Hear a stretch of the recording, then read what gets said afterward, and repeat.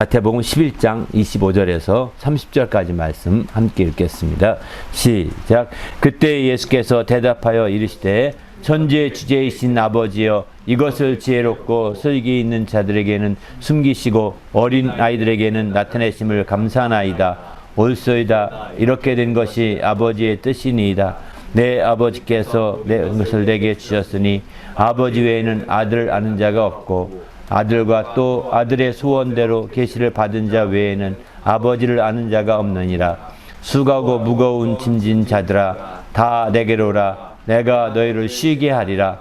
나는 마음이 온유하고 겸손하니 나의 멍에를 메고 내게 배우라. 그리하면 너희 마음이 쉼을 얻으리니 이는 내 멍에는 쉽고 내 짐은 가벼움이라 하시니라. 아멘. 계속해서 행복의 뿌리에 대해서 나누고 있습니다. 지난 시간에는 하늘에 계신 아버지에 대해서 말씀드렸고, 오늘은 두 번째로 천지의 주제이신 아버지에 대해서 말씀드리고자 합니다. 바로 예수께서 바로 그를 보내신 하나님 아버지를 어떻게 말씀하는지를 좀 살펴보기는 중입니다. 예수님은, 우리 그리스도인들은 예수님이 홀로 하나이신 주제이신 분이라고 우리는 믿는 자들입니다. 유다서를 보게 되면 홀로 하나이신 주제, 곧 우리 주 예수 그리스도라고 유다서 1장 4절에 이렇게 말씀하고 있습니다. 이것을 부인하는 자는 악한 자입니다. 이제 우리 그리스도인들은 이것을 부인하는 자가 아니라 홀로 하나이신 주제, 곧 우리 주 예수 그리스도를 시인하고 인정하고 고백하는 자들이라고 볼 수가 있는 거죠. 그래서 우리는 이제 우리 여기서 홀로 하나이신 주제라고 할 때 주제는 무슨 뜻이냐면 바로 주재한다 이런 뜻이기도 하지만, 영어로 보면 이제 소버레인 로드 이렇게 해서 주권자이신 주님을 나타내십니다. 주권자이신 주님. 다시 말해서 모든 주권을 가지고 있는 걸 주권자라고 그러죠. 옛날 말한다면 왕이 주권자이지 않습니까? 오늘날의 주권자는 시민들이 주권자라고 이렇게 표현합니다. 근데 옛날에 왕정 체제에 있을 때는 왕이 그 주권이 있죠. 그래서 주권자이신 주님, 모든 주권을 가신 주님을 주제라고 이렇게 표현하는 거거든요. 영어식으로는 소버린 로드라고 표현합니다. 그런데 이 주제, 바로 홀로 하나이신 주제라고 한다면 유일하신 이 주권자이신 주제라는 뜻이죠. 유일하신 주권주. 예수님이 바로 유일하신, 우리가 볼 수 있는, 우리가 만날 수 있는 유일하신 주권자이신 주님이신 거죠. 그래서 홀로 하나이신 바로 주제이신 예수 그리스도라고 이렇게 성경 유다는 그렇게 기록하고 있습니다.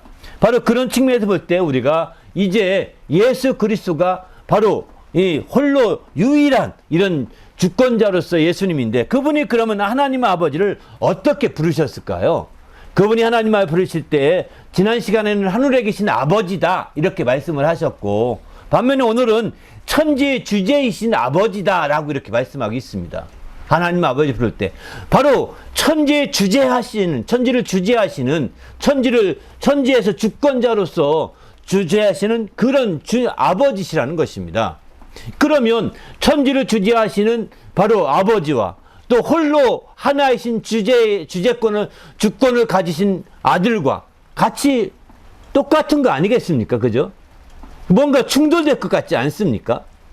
바로 아버지의 주재권과 또 아들의 주재권이 뭔가 모르게 이렇게 충돌할 것 같은 기분을 느낀다고요. 왜냐하면 주권자는 한 분밖에 없는데, 바로 아들을 향해서도 홀로 하나이신 주제이시다 이렇게 말씀하고, 또 아들은 또 아버지께 또 천지의 주제이시다 이렇게 말씀하십니다. 그 말씀 가운데 뭔가 애매하게 부딪힌다고 느끼기 쉽죠. 세상에서는 이런 얘기도 하지 않습니까? 권력은 아버지와 아들이 나눠갈 수 없다는 것입니다. 바로 이런 주권은 나눠갈 수 없는 겁니다. 권력 중에 최고의 권력이 주권이라고 볼 수 있는 것이죠. 그 권력은 나눠 가지지 못하는 거죠. 그래서 아버지가 가진 권력을 아들이 나눠 가지려고 하면 아들을 죽입니다. 아버지도 냉정하게 죽입니다. 그런 대표적인 사람이 영조요, 인조죠. 영조 대왕이요, 인조 왕이 자기 아들을 죽이지 않습니까? 바로 이렇게 정말 그 아들들이 그 자기 권력을 이제 뭔가 권력에 접근해오고 권력을 뭔가 취한다고 생각하니까 죽이는 거예요. 안타깝죠. 이렇게 권력은 아버지는 아들과 함께 공유하지 못하는 게 권력입니다. 아들이 아버지와 함께 못하는 게 권력이고 이 주권이라고 볼 수 있는 거죠.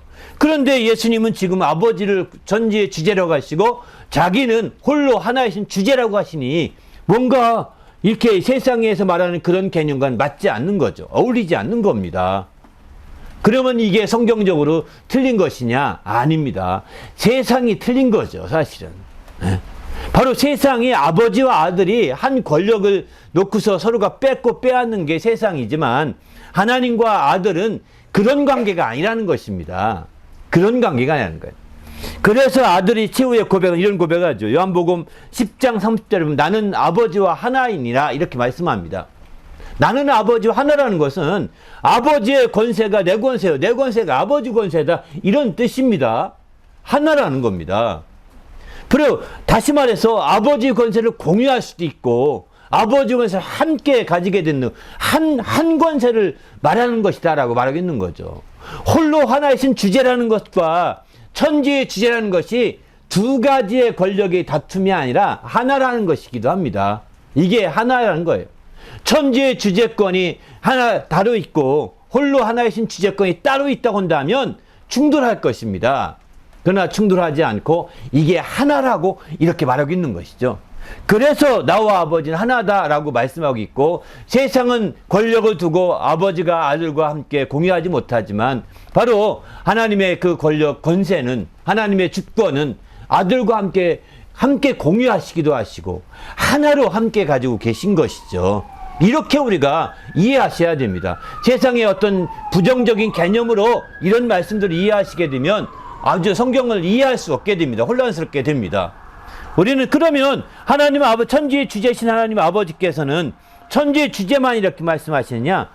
바로 그렇지 않습니다. 신약에 보게 되면 천지의 주제신 하나님 아버지를 성경은 대주제다 이렇게 말씀하십니다. 대주제.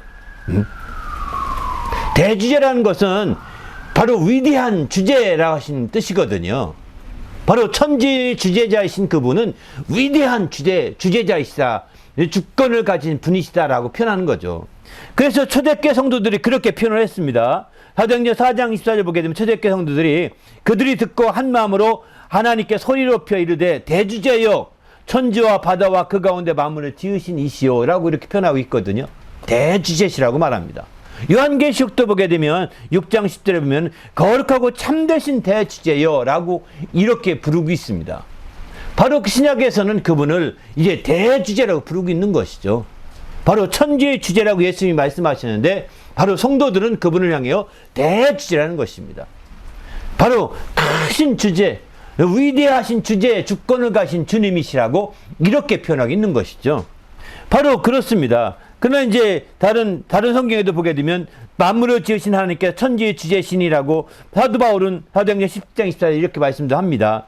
창세기 같은 데 보면 천지의 주제이시라고 이렇게 창세기 14장에서는 여러 번 강조하기도 합니다. 이렇게 천지의 주제 또 대주제 이런 식으로 하나님에 대해서 바로 하나님의 그 주권됨을 이렇게 인정하고 있는 거죠. 그 주권됨을 이제 역대상 29장 12절에서 다윗은 이렇게 표현합니다. 다윗은 12절에 보게 되면 부와 귀가 주께로 말미암고 또 주는 만물의 주제가 되사 손에 권세와 능력이 있사오니 모든 사람을 크게 하심과 강하게 하심이 주의 손에 있나이다. 바로 다윗이 마지막 말년에 솔로몬에게 위해서 이제 성전 지을 준비를 다 해놓고 하는 고백하는 말씀입니다. 바로 고백할 때 부와 귀가 주께로 말미암은 것이다 라고 그는 고백하고 주님은 만물의 주제가 되신다 이렇게 말씀하시고 그 주제자가 되신 그분의 손에 바로 권세와 능력이 있다 이렇게 말씀하십니다. 그리고 그 손으로 크게 하심과 강하게 하심이 그 손에 있다라고 이렇게 말씀한 그분이 대주제인 거죠. 천지의 주제 정도가 만물의 주제라고 이렇게 다윗은 이렇게 표현하고 있습니다. 만물의 주제라고요. 바로 하나님 우리 아버지께서 만물의 주제가 되시고 천지의 주제가 되시고 또 대주제가 되셔서 그 손에 바로 권세와 능력이 그 손에 있어서 크게도 하시고 강하게 하심이 그 손으로 다 이루고 있다는 것입니다. 그러기에 우린 주님 안에서 철저히 하나님의 이런 대주제이신 하나님을 깊이 아는 성도가 되시길 바랍니다. 바로 그분을 깊이 알고 그분에게 행복의 뿌리를 내린다고 한다면 우리가 맺는 행복의 그 열매는 이와 같이 주님 안에서 크게 된 열매 맺지 않겠습니까? 그분의 권세와 능력으로 말미암은 열매가 되는 것이죠. 그분의 손으로 크게 하심과 강하게 하심의 열매가 되는 것이죠. 바로 대주제이신 우리 주님이시기, 우리 아버지시기 때문입니다. 우리 모두가 주님 앞에서 이런 정말 대주제이신 우리 하나님 아버지를 깊이 아는, 그리고 그분께 행복에 풀리는 성도가 되시기를 예수님의 이름으로 축원합니다. 할렐루야. 그러면 이 대주제이신 아버지를 구약에서는 어떻게 설명하겠냐? 네 가지로 크게 이렇게 표현하고 있습니다. 대주제이신 아버지를 이제 구약에서는 먼저 하늘의 주제이시다라고 다니엘서 5장 23절 이렇게 말씀하고 있습니다. 하늘의 주제이시라고. 두 번째는 이제 모든 나라의 주제가 되신다. 모든 나라를 주제하신 주권자가 되신다는 것입니다. 이렇게 표현합니다. 그래서 주님께서 요즘에 뭐 선거 막 한국의 분위기인데 권세를, 모든 권세는요 바로 하나님께 있다고 했으면 13장 1절에 보게 되면 하나님이 다 모든 것을 하나님이 정하신 바라고 했습니다. 그렇기 때문에 그 모든 권세가 정해지게 되면 그 권세에 따라서 우리가 순종하게 되는 거죠. 그 권세에 복종하라고 로마서 13장 1절에 이렇게 말씀하거든요. 바로 이처럼 하나님께서 모든 나라를 주재하시는 것입니다. 모든 나라를. 특별히 성경에 이 말씀 시편 22편 28절 보면 나라는 여호와의 것, 하나님의 것, 모든 나라가 하나님의 것이라는 겁니다. 나라가 흥하고 망하는 것 다 하나님의 손안에 있는 것이죠. 또 이제 여호와는 모든 나라의 주제이시미로다 이렇게 말합니다. 모든 나라가 그분의 것이고 바로 그분의 주제이시다라는 것을 이렇게 말씀하겠는 거죠. 그 나라만 그분의 주제하시느냐? 아닙니다. 모든 왕들도 그분이 주제하십니다. 모든 왕들도. 그 나라의 왕을 세우는 것, 왕을 폐하는 것까지도 그분이 주권으로 주관하신다는 것입니다. 그래서 성경도 보게 되면 이제 사울을 왕으로 세웠다가 그 사울을 왕을 폐하지 않습니까? 바로 이렇게 세우고 폐하고, 또 이제 다윗을 세울 때 이새의 집으로 가라. 사무엘에게 이렇게 하나님께 명령을 하십니다. 가서 이제 들어갔더니 아주 멋있게 생긴 엘리압 큰아들이 나옵니다. 아들 쭉 지나가게 했는데, 보자마자 이 사람이 분명히 왕감이다 생각하고 이제 하나님께 여쭤보니까 아니다. 나는 사람의 외모를 보지 아니하고 사람의 중심을 본다. 이렇게 말씀하시거든요. 외모를 보지 아니하시나요? 그리고 다 지나가는데 아무도 없어요. 마지막 다냐 했더니 아닙니다. 한 명이 막내 하나가 서 있는데 지금 목장에서 목동으로 일하고 있습니다. 이러니까 데리고 와라. 그가 데리고 와서 그 앞에 세울 때 하나님이 지시하시죠. 내가 기름 부을 자가 근이라 이렇게 지시하셔서 기름 붓지 않습니까? 바로 하나님께서 세울 자를 세우고 폐할 자를 폐하고 이렇게 하시는 거죠. 왜?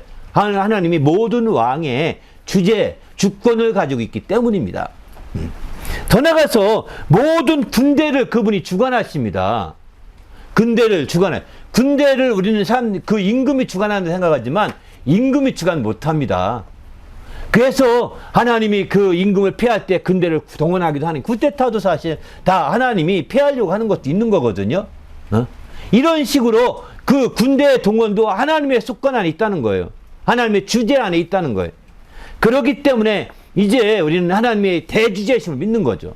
그래서 전쟁이 하나님께 속한 것이다 라고 이렇게 말하거든요. 이유는 뭘까요? 군대가 그분의 주제하에 있기 때문입니다. 오늘날 얼마나 많은 전쟁의 소문이 나고 전쟁이 터지고 있습니까? 이 모든 게 다 사실 그분의 주관 안에 있는 겁니다. 모든 전쟁은 하나님의 것이라고 했습니다. 그렇기 때문에 우리는 주님 안에서 이런 전쟁을 보면서 하나님이 이런 전쟁을 통해 하나님이 이루고자 하는 건 무엇일까? 항상 그 의문을 가져야 합니다. 하나님은 왜 이 전쟁을 일으키셨을까? 이 전쟁이 통해 하나님이 원하시는 건 무엇일까? 이런 관점의 신앙의 관점으로 잠깐 보게 되면 때로는 그것을 보면서 이제 깊이 깨달음이 오기도 합니다. 그리고 내가 회개할 것도 많이 발견하게 되고요.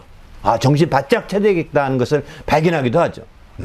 다윗은 이렇게 바로 이제 정말 철저히 모든 전쟁 하나님에 속했다라고 인정했던 대표적인 사람입니다.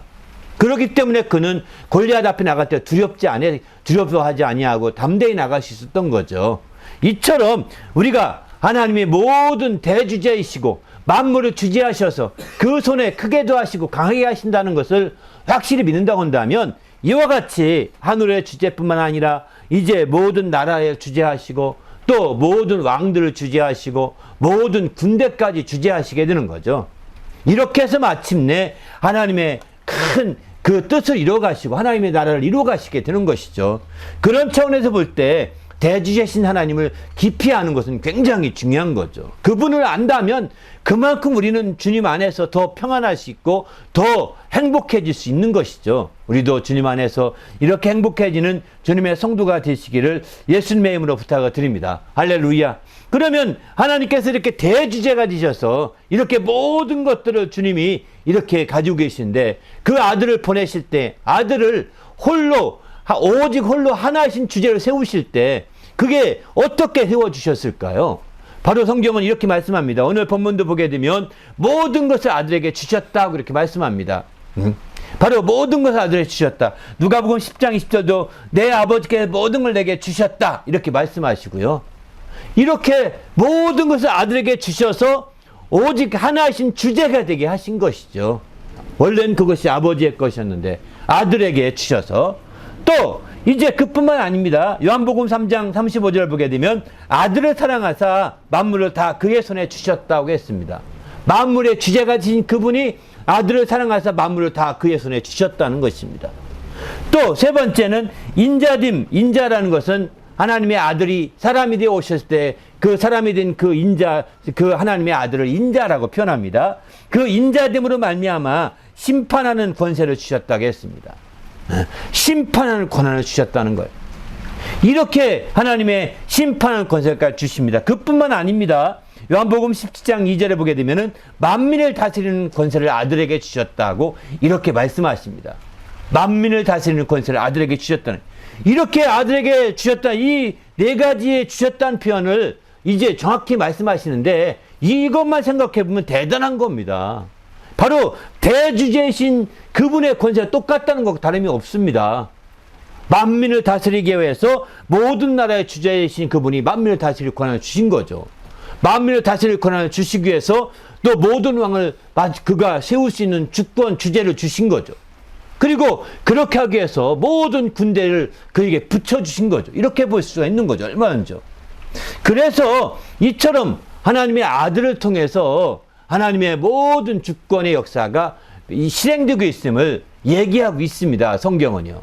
그래서 예수님께서 그의 아버지를 천지의 주제, 만물의 주제, 대주제라고 이렇게 표현하고 있는 거죠. 물론 예수님이 직접 말씀하신 것은 천지의 주제라고만 말씀하셨습니다.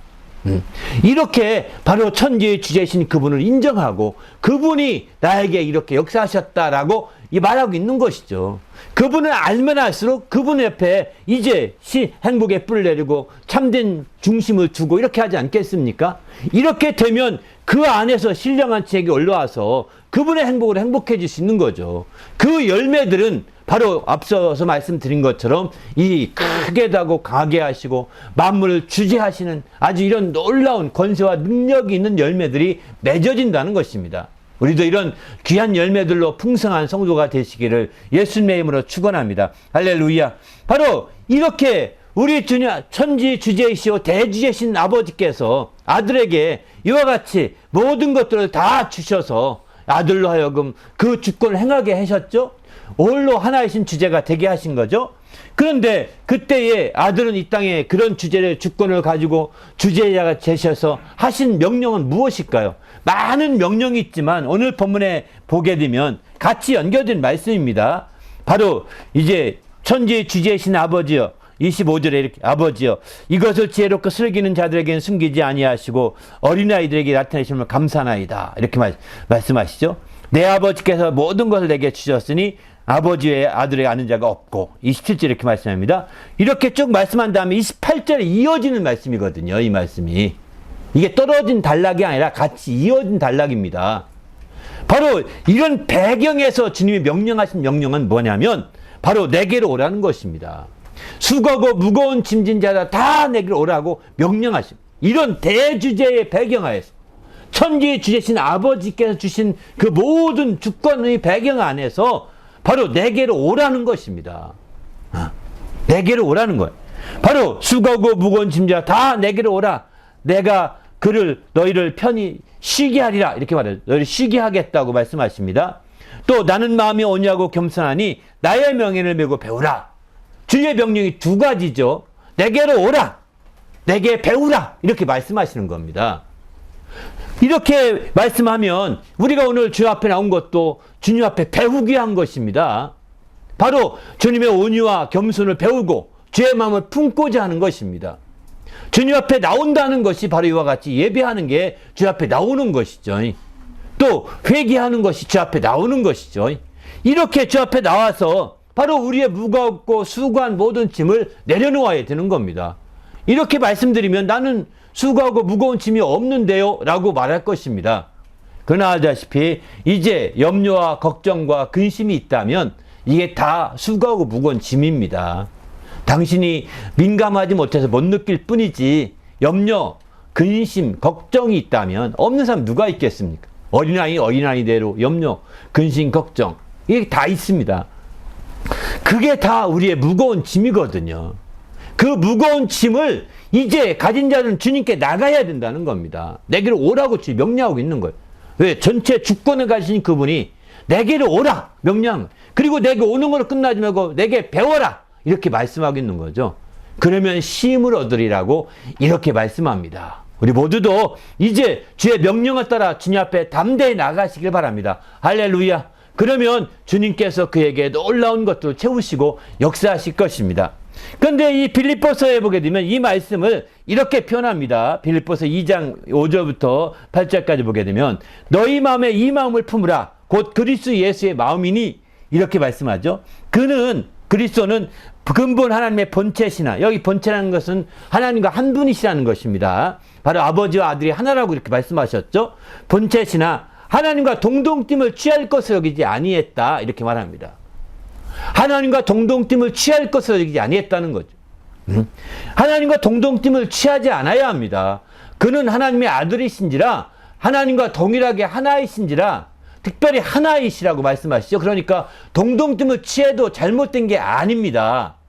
근데 동동팀을 취하지 않았다는 거예요. 그리고 어떻게 안 했느냐? 이제 자기를 비워서 오히려 자기를 비워 종의 형체를 가지고 사람과 같이 되셨고 또 두 번째는 사람의 모양으로 나타나서 자기를 낮추시고 죽기까지 복종하셨다고 했습니다. 이렇게 이 두 가지로 동동점을 취하지 않고 낮추신 거죠. 그리고 자기를 비운 거죠. 그렇습니다. 여기서 자기를 비우는 것을 온유라고 표현합니다. 반면에 자기를 낮추는 것을 겸손이라고 표현합니다. 겸손.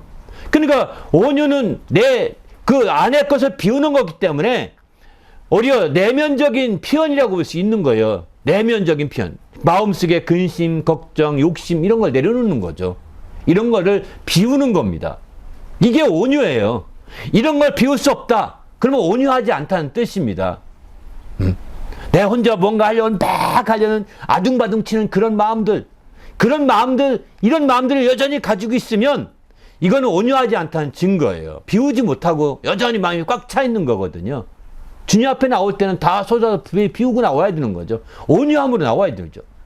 그래야 주님의 온유함을 배워야 되는 거죠. 두 번째는 겸손인데 이 겸손은 표면적인 면에서의 표현이라고 볼 수 있습니다. 표면적인 면에서는 자기 낮추는 것이죠. 그래서 겸손의 가장 대명사는 복종이죠. 실제적으로 복종하는 거거든요. 자기를 낮추어서 복종하는 것입니다. 그래서 마침내 이제 주님을 배워가게 되는 거죠. 바로 이렇게 우리가 그렇게 배우게 되면 쉼을 얻게 된다라고 성경은 이렇게 말씀합니다. 우리 모두도 이제 주님과 동동점을 취하지 말고 배우시길 바랍니다. 할렐루야. 근데 어떤 사이비들을 가만히 보면 이렇게 하나님의 동정심을 취하려고 합니다.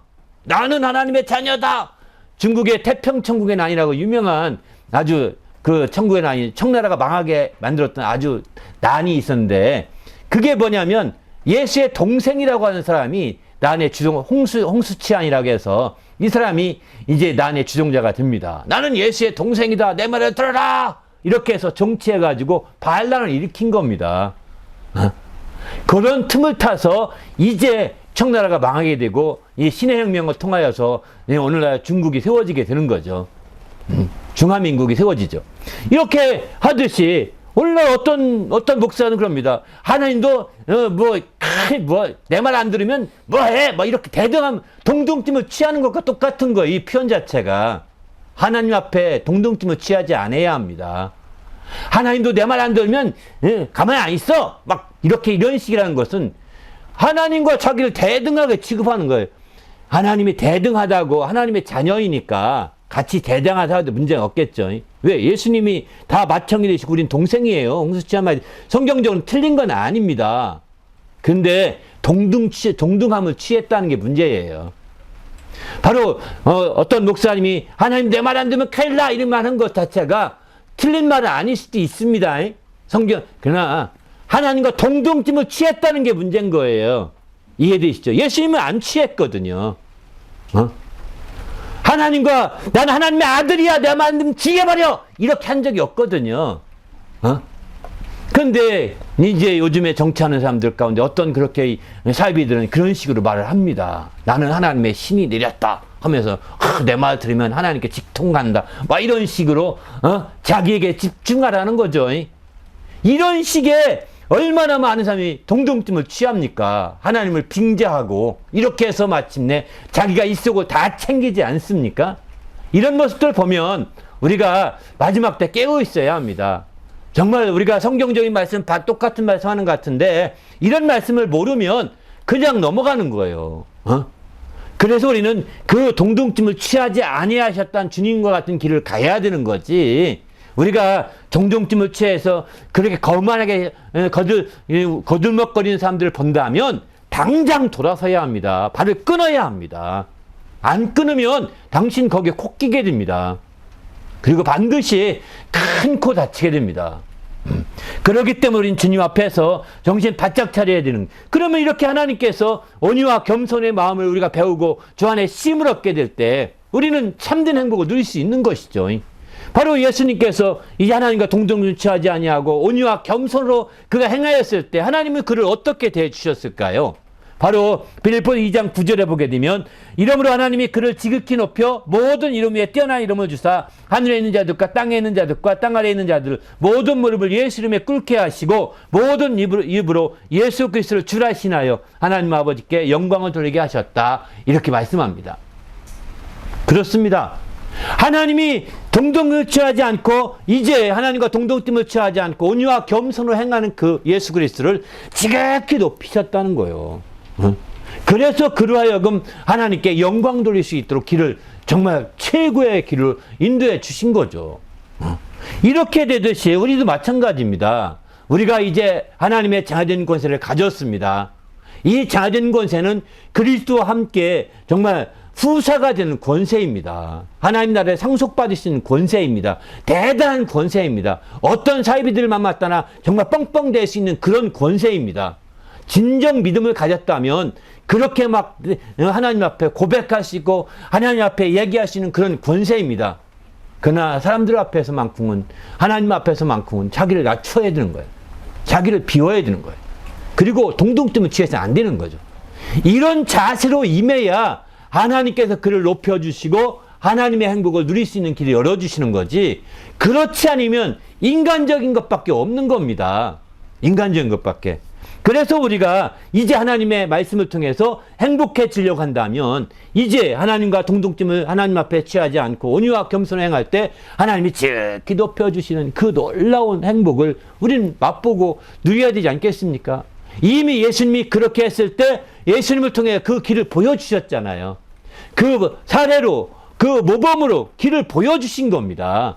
이제 우리가 주님 앞에서 이처럼 온유와 겸손으로 정말 우리가 하나님 뜻대로 살게 될 때 바로 이처럼 놀라운 행복할 수 있는 길을 우리는 예수님을 통해서 가르치는 것과 똑같은 거죠. 우리 모두도 예수님을 통해서 가르쳐준 이 놀라운 행복을 누리는 성도가 되시기를 바랍니다. 할렐루야. 예수님께서 천지에 주시신 아버지께 철저히 행복에 뿔내려서 그리고 온유와 겸손으로 끝까지 순종하였을 때 마침내 하나님이 그를 지극히 높이셔서 행복하게 해주셨습니다. 이렇게 되듯이 우리도 그 천지의 주제신 아버지께 정말 예수 그리스도의 이름으로 말미암아 그 뿌리를 내리게 되면 이제 그 안에서 놀라운, 정말 주님이 높이시는 놀라운 행복을 함께 누릴 수 있는 기회가 될 것입니다. 이 모든 행복을 함께 누리는 성도가 되시기를 예수님의 이름으로 축원합니다. 할렐루야. 오늘 말씀 생각하며 기도할 때 하나님, 내가 마지막 때는 행복으로 가득한 믿음 생활할 수 있도록 인도하시고 함께 해달라고 간절히 기도하겠습니다.